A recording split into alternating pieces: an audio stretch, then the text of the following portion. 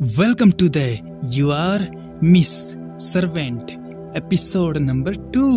पिछले एपिसोड में हम एक असेसन टाइप लड़की को देख पाए थे जो योकोया नाम के लड़के के घर पर जॉब के लिए आई थी, लेकिन योकोया उसको नौकरी पर रखने में हिचकिचा रहा था। मगर उसे धीरे धीरे एहसास होने लगा कि लड़की उसको कोई नुकसान नहीं पहुंचाना चाहती। और जब योकोया उसकी गोद में लेटा था तो लड़की में अनजाने इमोशन जागने लगते हैं जिन्हें लड़की ने कभी महसूस नहीं किया था।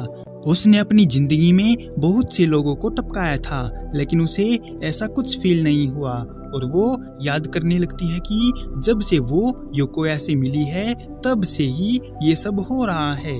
अगली सुबह जब योकोया जागता है तो उसने देखा कि लड़की ने सारा कचरा साफ कर दिया है और उसके छोटे छोटे टुकड़े करके बोरियों में भर दिया है। योकोया लड़की को शुक्रिया बोलता है तो वो ब्लश करने लगती है। और जब वो कचरा फेंकने जाते हैं तो घर के बाहर उनको एक छोटा सा पपी दिखाई देता है और उसके साथ एक लेटर भी था जिसमें लिखा था कि ये पपी वैसा नहीं है जैसा उसके मालिक ने चाहा था और अब वो इसको रख नहीं सकता, इसलिए वो पपी को योकोया के भरोसे छोड़ रहा है क्योंकि वो एक अमीर लड़का है।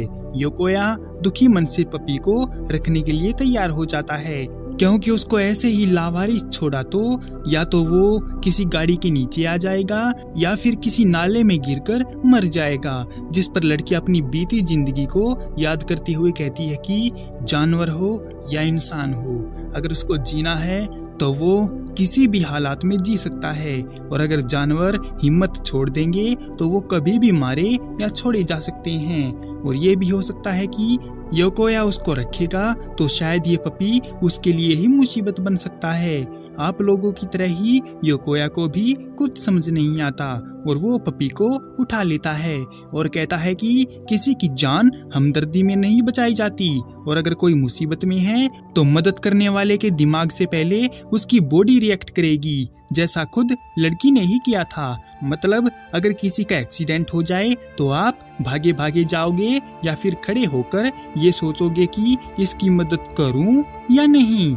लड़की कचरा फेंकने चली जाती है और योकोया अंदर चला जाता है और उसे प्यार करने लगता है। जब लड़की वापस आती है तो योकोया उसे पपी को खिलाने को देता है, लेकिन लड़की दूर हट जाती है। योकोया पूछता है कि वो ऐसा क्यों कर रही है, क्या उसको पपी से डर लगता है? तो लड़की ने बताया कि उसे ज्यादा तो नहीं, बस चुन्नू मुन्नू सा डर लगता है। लड़की कोशिश करती है कि वो पपी को प्यार करे लेकिन नहीं कर पाती। योकोया पूछता है कि उसे कुत्तों से डर क्यों लगता है, तो लड़की ने बताया कि बचपन में उसके मास्टर ने उसको गुंडी बनाने की ट्रेनिंग देते वक्त कुत्तों के बीच घने जंगल में छोड़ दिया था और उसे कुत्तों से डर लगने लगा। पुरानी बातों से लड़की का सर चकरा रहा था तो योकोया कहता है कि वो कोई जोर जबरदस्ती तो नहीं करेगा, मगर वो चाहता है कि जब तक पपी के लिए नया मालिक नहीं मिलता तब तक लड़की उसका ख्याल रखे। जिस पर लड़की योकोया की बातों को ऑर्डर मानकर पपी को डरते हुए गोद में ले लेती है, लेकिन साथ में उसकी फट भी रही थी क्योंकि उसे डर है कि कहीं पपी अपने नुकीले पंजे और पैने दांतों से उसको काट ना ले और उसकी आंखें तो बहुत ही भयानक हैं। लेकिन योकोया को ऐसा कुछ नहीं लगता, बल्कि वो तो कितना प्यारा है। पर तभी वो पपी लड़की की उंगली को अपने मुंह में डाल लेता है तो लड़की डर के मारे उसको फेंकने ही वाली थी कि योकोया पपी को बचा लेता है और लड़की को शाबाशी देता है कि उसने कोशिश तो की अपने डर पर काबू पाने की।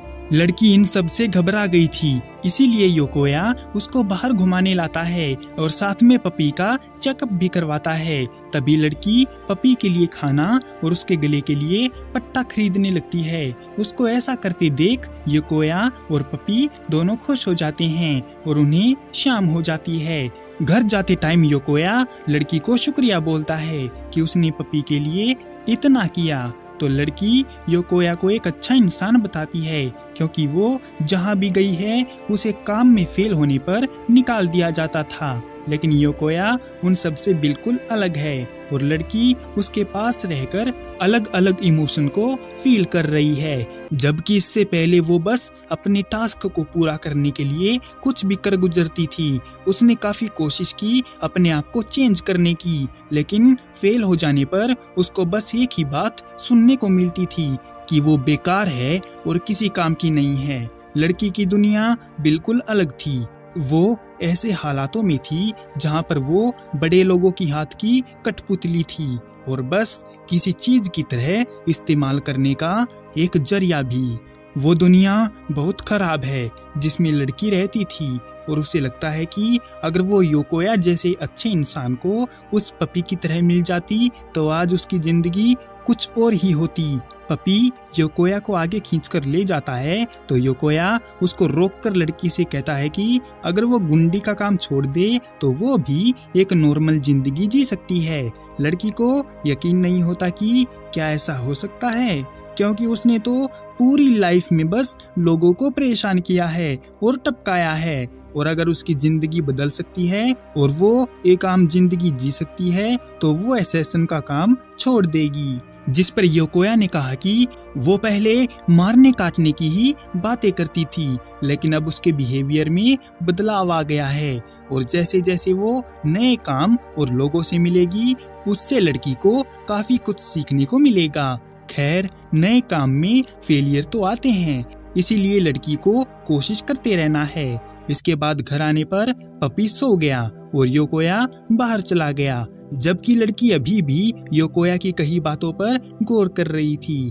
उसे समझ आता है कि गोभी को हवा में उड़ाने के बजाय नीचे रखकर प्यार से भी काटा जा सकता है और हर काम हर बार परफेक्टली ही हो ऐसा जरूरी नहीं है। तभी वो पपी आकर लड़की के पास खड़ा हो जाता है तो लड़की को लगा कि उसको भूख लगी है, इसलिए वो पपी को डॉग फूड खिलाने लगती है और इतने में ही योकोया भी बाहर से आ जाता है और वो ये देखकर खुश है कि लड़की पपी का ध्यान रख रही है। तभी योकोया की जहन में एक नाम आता है और वो पपी का नाम मोचितारो रख देता है।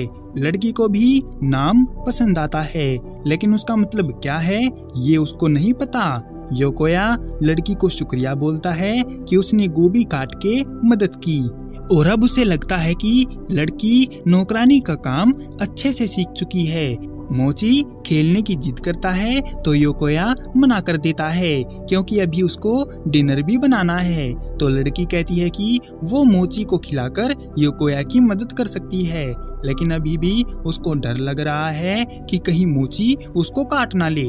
मगर लड़की को योकोया की बात पर भी भरोसा है तो वो कोशिश करने लगती है मोची को छूने की और मोची भी उसके साथ खेलने लगता है। लड़की को याद आता है कि जो योकोया ने कहा था वो बिल्कुल सही है, लड़की अपने आप को बदल सकती है।